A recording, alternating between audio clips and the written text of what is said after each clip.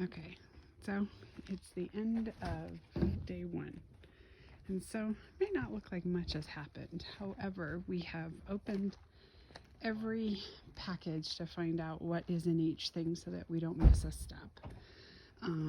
Everything is labeled with the wall number, and we had to figure out where they started the wall number in the blueprints, because our wall number, that's for the dog to have a little shade when we're down here.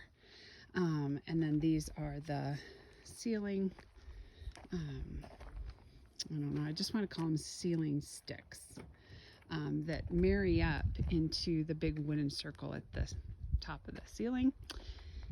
We have found more and more wood, and as we are going to go home tonight, this is for an outer eave.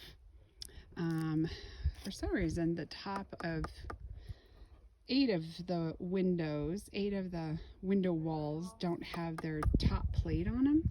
So I think we attach that tomorrow. I'm not sure I understand the logistics of why those weren't attached when a good portion of them were, but at least they're labeled so they marry up with the right one. And then that is what I think is called a bird, I want to call it bird bath, but a bird something. Then you've got the internal part of the ceiling and then the sky, so we move those together. And then what we did do is we spent time moving, once we figured out where wall number 1 was according to how they built it, because wall 1 is not where we're starting. So wall 1 is over here, which is a window, but we're not starting over here on this side of the wall. So then we started 1, and then it goes around 2. We are missing doors, so that is a little, how's that gonna work? So we need to figure out where the doors are and why the doors didn't come with the kit. We picked them out, so I'm not sure where the doors are, so we need to figure that out tonight. But there's 3, 4, 5, 6, and we had to just kind of stagger them.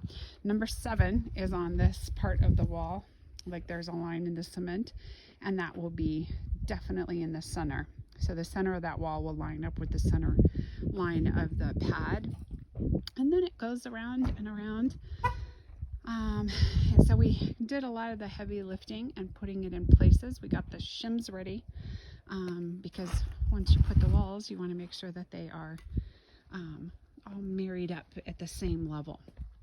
And then we built the scaffolding. Oh, that's so pretty. We built the scaffolding, which goes up, up, up, and up. And that is what this circle will sit on top of, so that when you do the ceiling sticks, the ceiling sticks will then be at the edge, the top edge of the wall, and go all the way up to the ring.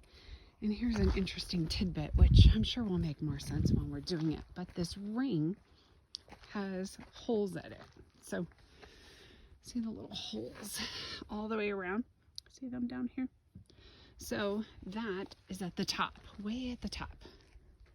So then this part of this is where the wall, oops, sorry, lost my finger there. This is where the wall marries up with it. We do have to figure out tonight what it means that there's large bushings and then these other ones have small bushings. So we need to figure out, I would assume you just start with those. I believe what goes through those are the wire cables, and the wire cables is just another mechanism that keeps the whole thing together and round. But on this side, you see the little metal pieces, and those stick into the big wooden circle that's up in the ceiling. Isn't that kind of cool? So those go into those tiny holes in that. So clever. It's like Legos. Legos for adults. So that is the end of today. We are prepping. We actually are headed to the hotel tonight. Oh, good night, son.